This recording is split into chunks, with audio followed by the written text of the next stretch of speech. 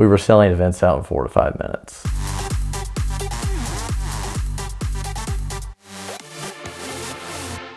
You know, from 0 years old, I liked cars. Dad had a 560 SL, which would be a Radwood special these days.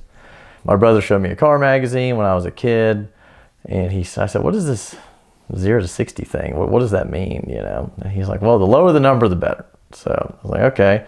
So I instantly read every publication possible, became the Britannica of cars, memorized horsepowers, statistics, top speeds. Whenever we would do a story in class, I would just draw pictures of speedometers with them maxed out. You know, that's just all I cared about. So I got a little bit older. I was about 10 or 11. My dad had sold the Mercedes, and we just had Jeeps, which were really boring, and I would try and coax him into maxing out the speedometer on the interstate, which he would never do, unfortunately. And he had come across the Boxster that had just come out, and that was like 98. And he brought me 2 build sheets from Jim Ellis, and there was a Tiptronic one and a manual, and I was like, oh God. So I was pushing him on the manual, and then I was like, you know what, just get a 911. So me and my brother had swindled him into getting a 996, which is now maybe one of the most hated 911s out, but at that time it was pretty cool. He drove me around in that. It was, you know, it was a dream come true. Always wanted to have some kind of supercar, and that was as close as I was going to get at that age. Learned how to drive stick on that car. Never stalled once, which is pretty important. Slowly but surely, he got a very small plane. So I was reading how to launch this car, and we were on ramps at airports where they would park the planes. And I was like, okay, you got to hold it at 4,200 RPMs and then just, you know, slip the clutch, or it should be 4.9. That's exactly what it should be. So we would practice over and over and over, and it was just fun for us to do. And then one night he's like, we're going on the taxiway. So we went on the taxiway and hit, you know, well over 100 miles an hour. And so from now on, we're taking off on these planes. He's taking me all these endurance races because I'm obsessed, right? And that's a good reason for him to fly his plane. We're taking off on these runways. I'm like, man, I was like, this flying stuff is okay. But I would much rather take a car down this runway. I think that would be a lot of fun. And, you know, as I got older, I got my first car, which was an RSX Type S, which I actually just bought a 4,000 mile one on Bring a Trailer. So I got that car and immediately started getting tickets, getting pulled over. And then I was like, well, I'll go to the drag strip. I go to the drag strip. It's only 1/8 miles, not very long. And the turnover time, I would get 2 runs a night or something like that. It was really bad. Still in the back of my mind, I like airports, I like planes, I like cars. Started seeing on YouTube, these people were roll racing at this mansion in Europe. GT board is, which most people are probably familiar with. And I was like, that is pretty cool that people are actually doing that now. And then I saw Texas Mile and Mile Marker 1 in Miami. And I was like, okay, well, obviously this is starting to catch on. When I graduated school, I was doing real estate at the time. And I stumbled across this property. This guy had a big tract of land next to an airport. And I was going out there, you know, not even thinking about any of this kind of stuff. And he's like, well, we have to go through the airport to get to this tract of land. I'm like, okay, cool. So we go through the airport. I walk across the runway. There's no one there. No one's landing. No one's taking off. It's just a desolate airport.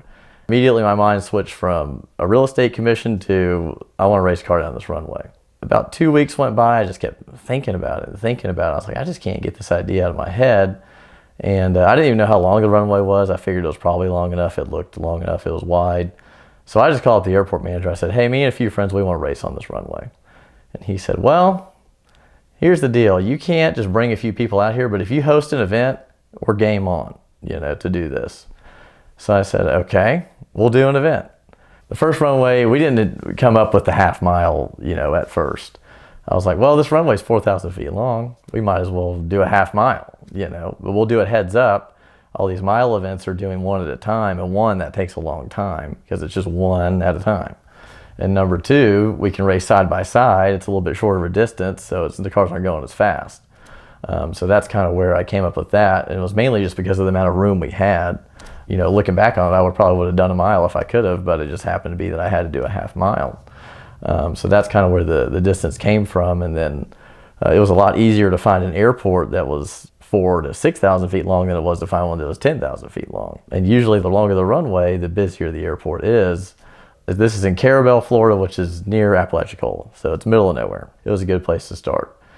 I tried to launch the first event, and it was like $135 a car, and we had 2 people sign up. So my grand idea was not working out how I anticipated. I refunded the 2 people's money, thought about it a little bit more, and I was like, we're going to make it 85 bucks, and we're going to make it where they have to come. And slowly but surely, we had cars start to sign up. We got to 41 cars, which I thought was pretty dang good. And we had no speeds, we had no nothing. There was a cop shooting a radar gun. There was no classes. It was just come out and run your car. So we did that one, and then we did a second one where we actually incorporated the cop shooting the radar for the speeds, and that's how we recorded it. And I had a little Excel sheet that I would put all the stuff in, and we had a class for, you know, force induction and all motor, and that was it. And then I kind of stumbled upon this airport in Clayton, but at the time I didn't have enough money. He wanted a pretty good amount of money to rent this place out, and I was like, there's no way I can do this. I ended up selling a pretty decent house, and I took that commission and I put it all towards that event, risked it all, and holy crap, we sell the event out. I was amazed. I did not expect that. It's a huge hit. We had almost, I think we had like 800 or 900 people come watch, which to me at the time was a pretty big deal because we were getting like 100, you know, at this other place. And then I'm like, okay, now I think I'm on to something. I just called every airport on the East Coast, emailed them, called them, whatever I could do, thousands of airports. And then I slowly landed another one in Chicago. After that, I landed one in Austin, Texas. And then it just kind of kept snowballing. I landed one in Central Florida and Ocala, got one in Virginia, got one in Indiana. And before I knew it, in 2017, we had 10 events on the books. We can run cars about every 40 seconds. So, you know, you spend just under 300 bucks and you can run 10 to 20 times no problem at our event. There are classes, but you run mixed and then our computer just tracks what class you're in. It's almost like the cars and coffee of racing, I guess is the best way to put it. 2015, 16, we were selling events out in 4 to 5 minutes. I just can't even comprehend how far we've come. 3 days ago, we did our 32nd half-mile event. It's been a wild ride. Wouldn't trade it for the world or any amount of money.